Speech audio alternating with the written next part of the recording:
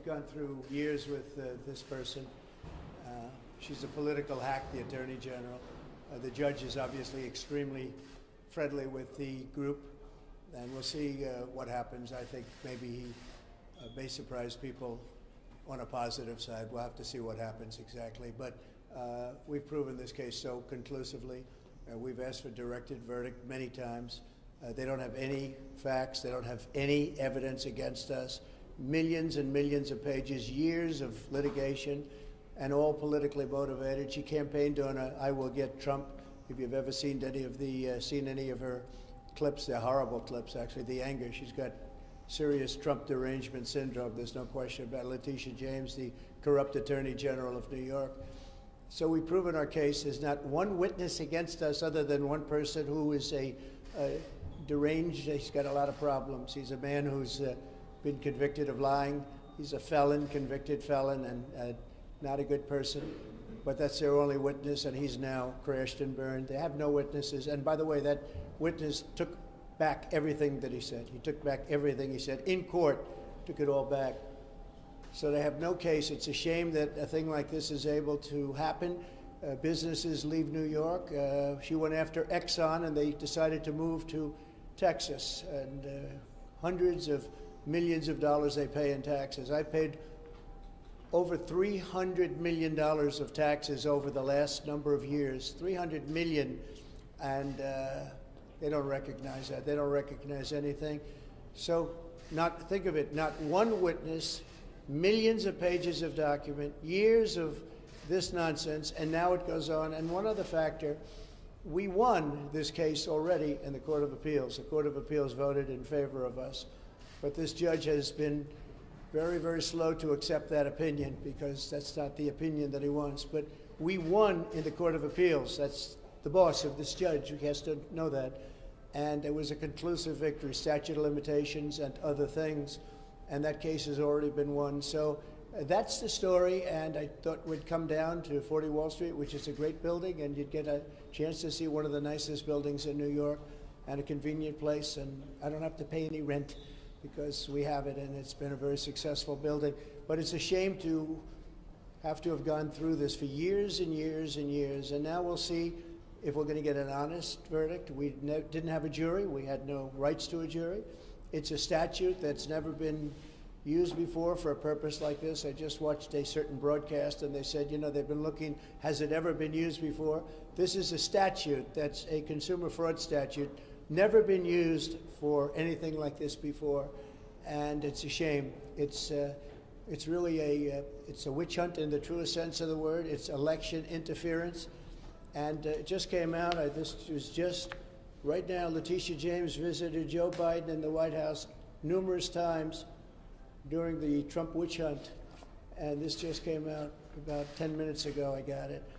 And so it's all a conspiracy to try and get Biden, who can't put two sentences together, trying to get him into office. So I just want to let you know that we have our best poll numbers, we have the best everything, despite this, and maybe because of this, because the people of the United States, all of those people back there, but the people of the United States really get it. They get it better than anybody else. Yeah, please. Mr. President, do you agree with your lawyers what they said on Tuesday, that you should not be prosecuted or could not be prosecuted if you ordered SEAL Team 6 to kill a political opponent? Well, you're talking about a totally different case, the immunity. I say this, on immunity, very simple.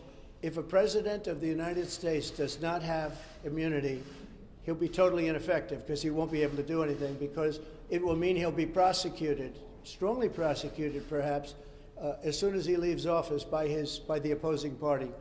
So a president of the United States, I'm not talking just me, I'm talking any president, has to have immunity. As an example, Biden could come out and you could get him on the border, you could get him on what happened in Afghanistan, a horrible, most embarrassing moment in the history of this country. You could get him on a lot of different things. You could get him on taking cash from countries. You could get him on the prosecutor not prosecuting his son or the company or whoever it was, Burisma, in Ukraine. You could get him on that, where it was a quid pro quo, if you remember that. If they don't drop the prosecutor, we're not giving them $1 billion of U.S. funds. If you don't have immunity, you can You know, I mean, you won't be making any decisions, so you have to have it.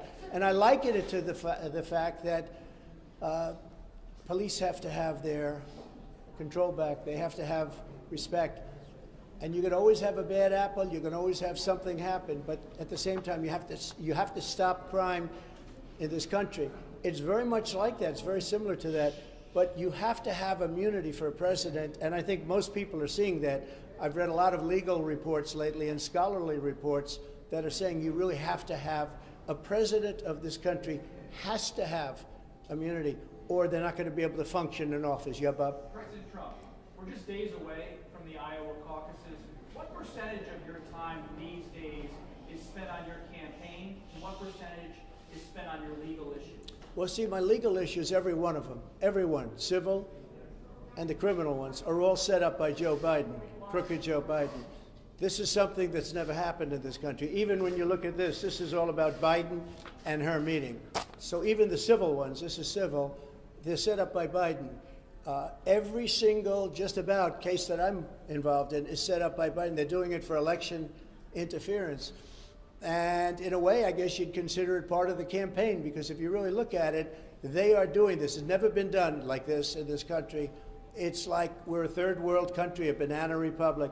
But every one of the things that you write about are Biden indictments. And I don't know, you know, I just got a poll. We just had a poll.